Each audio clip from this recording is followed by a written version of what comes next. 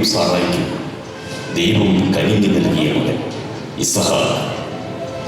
100 വയസ്സ് കഴിഞ്ഞ അബ്രാഹത്തിനും 90 കഴിഞ്ഞ സാറായിക്കും പിറന്ന മകൻ ഇസഹാക്ക് അവരുടെ ജീവിതത്തിന്റെ സന്തോഷത്തിലേക്ക് അബ്രാഹത്തിന്റെ വിശ്വാസത്തെ പരീക്ഷിച്ചുകൊണ്ട് ദൈവം ഇറങ്ങി വന്നു.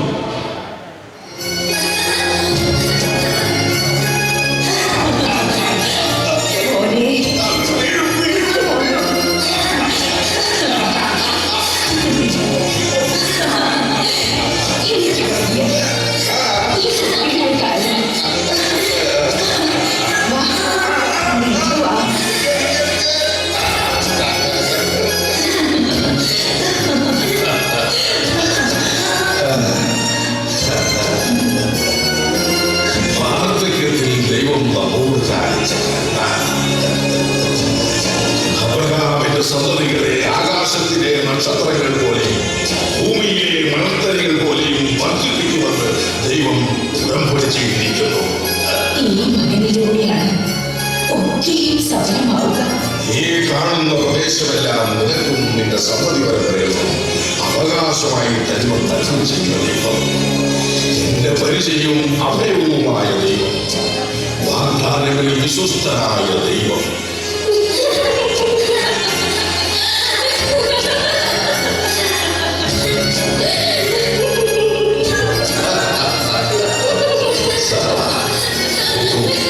ദാസിമാരോടൊപ്പം ഇസഹാക്ക്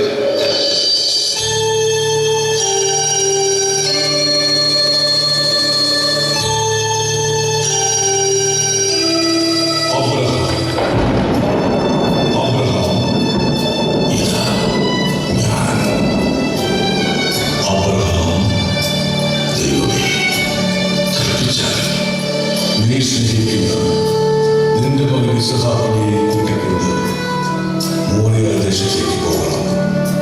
കർത്താവേ, മോറിയയിൽ ഞാൻ കാണിച്ചു തരുന്ന മരം വരെ നീ ഒരു ബലിവേദി ഒരുക്കണം.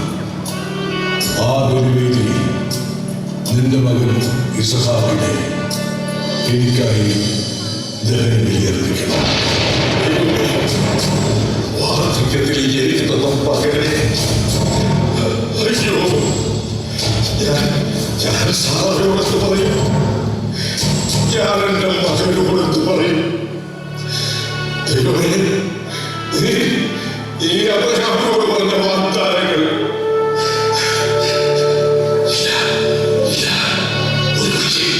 ഒരു വഴിക്ക് തോന്നില്ല. ദൈവം ഒരു തോന്നലല്ല. ഞാൻ കണ്ടറിയുന്ന, ഞാൻ അനുഭവിച്ചറിയുന്ന സത്യമാണ്. ഈ നിമിഷങ്ങളിൽ ഞാൻ എന്താണ് ചെയ്യുക? ഞാൻ എന്റെ മകനെ ഇപ്പോൾ എവിടെയെങ്കിലും ഓടി വിളിച്ചാൽ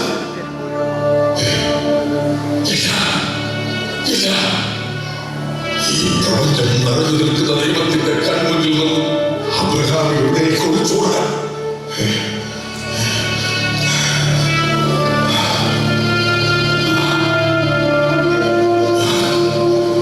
ഞാൻ എന്റെ ദൈവത്തെ അനുസരിക്കുന്നു.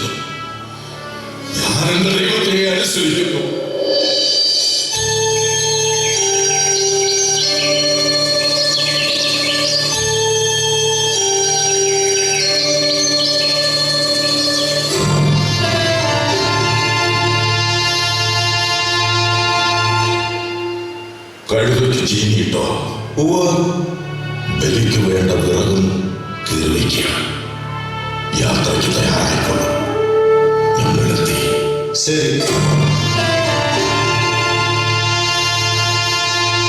എവിടേക്കാണ് ഈ പുലർച്ചയ്ക്ക്? മോറിയ ദേശത്തേക്ക്. മോനെ ഒപ്പം കൂട്ടുന്ന പതിവില്ലല്ലോ. പിന്നെന്തിനാ ഇസഹാക്കിനെ ഒപ്പം കൂട്ടുന്നത്? ഇസഹാക്ക് ദൈവത്തിന്റെ മകനല്ലേ? ദൈവം തന്ന മകനല്ലേ? ദൈവത്തിന് ഒരു ദഹന ബലി അർപ്പിക്കണം. അതിന് സന്തോഷിക്കുകയല്ലേ വേണ്ടത്? എനിക്ക് സന്തോഷം. മനസ്സോടെ ബലി അർപ്പിക്കണം, പൂർണ്ണ സന്തോഷത്തോടെ. എങ്കിലേ ദൈവം പ്രസാദിക്കും.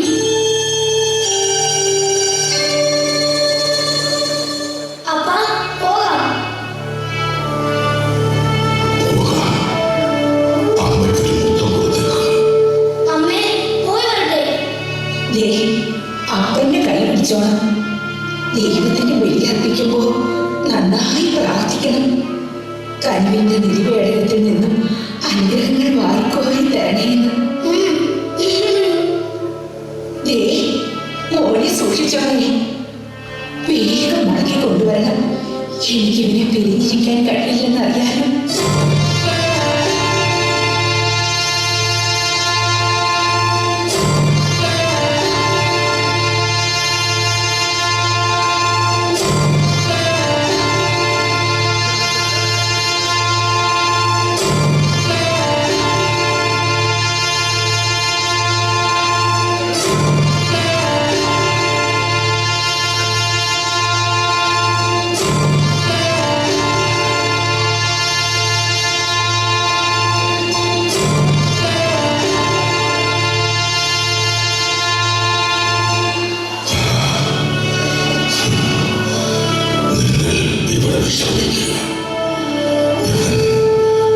ഞാൻ മോനോടൊപ്പം പോയി ദൈവത്തെ ആരാധിച്ചിട്ട് മടങ്ങി വരാം.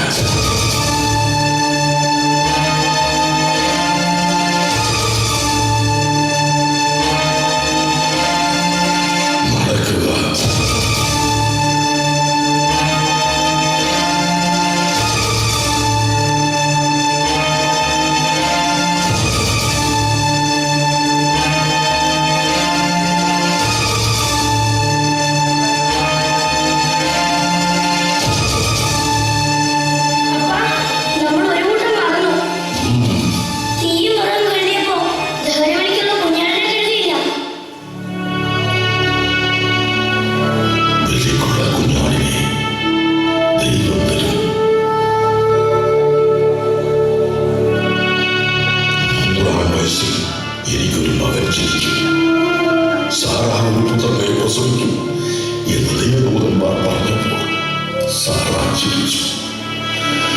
എനിക്ക് വിശ്വസിക്കാൻ കഴിഞ്ഞില്ല. ദൈവം വാക്കു പാലിച്ചു. അദ്ദേഹത്തിന് അസാധ്യമായിട്ട് ഈ ലോകത്തെന്താണുള്ളത്? നീ അബ്രഹാമിന്റെയും സാറായുടെയും മകനല്ല, ദൈവത്തിന്റെ മകനാണ്. അബ്രഹാം തേരാവിന്റെ പുത്രനല്ല, ദൈവത്തിൻ്റെതാ. ഈ ലോകവും അതിലെ സമസ്ത ജീവജാലങ്ങളും ദൈവത്തിന് അവകാശപ്പെട്ടതാണ്. മനസ്സിലാകുന്നുണ്ടോ മോന്? ഇസഹാക്കിന്റെ അവകാശി ആരാ? ആ ദൈവത്തിന്റെ മടക്കി ചോദിച്ചാൽ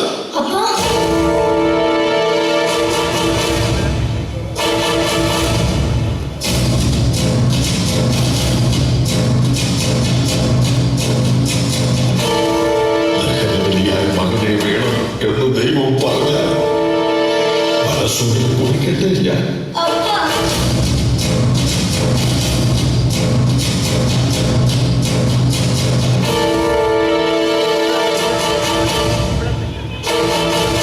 കർത്താവേ, ഇതാ ഞാൻ ദഹനബലിയായി എന്റെ മകനെ അങ്ങേക്ക് സമർപ്പിക്കുന്നു.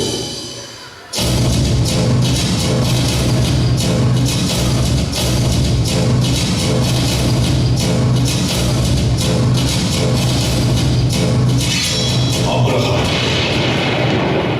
ഇതാ ഞാൻ. കുട്ടിയുടെ മേൽ കൈവയ്ക്കരുത്. നിന്റെ ഏകപുത്രനെ പോലും എനിക്ക് തരാൻ തക്ക വിധം നീ എന്നെ ഭയപ്പെടുന്നു എന്നെനിക്ക് ഉറപ്പായി. അതിനാൽ ഞാൻ നിന്നെ സമർത്ഥമായി അനുഗ്രഹിക്കും. നീ മകനേക്കാൾ മറ്റെന്തിനേക്കാൾ എന്നെ സ്നേഹിക്കുന്നു. നിന്റെ വിശ്വാസം നിന്നെ രക്ഷിച്ചിരിക്കുന്നു. ലോകാവസാനം വരെ നീ സ്മരിക്കപ്പെടും. ശത്രുവിന്റെ നഗര കവാടങ്ങൾ നിന്റെ സന്തതികളിൽ പിടിച്ചടക്കും.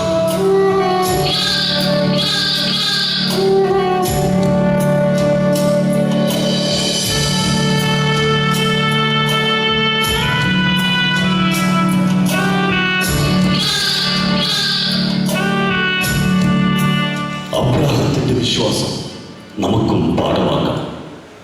ലോകത്ത് മറ്റെന്തിനേക്കാൾ ദൈവത്തിൽ വിശ്വസിക്കുന്നവരെ ദൈവം സമൃദ്ധമായി അനുഗ്രഹിക്കും.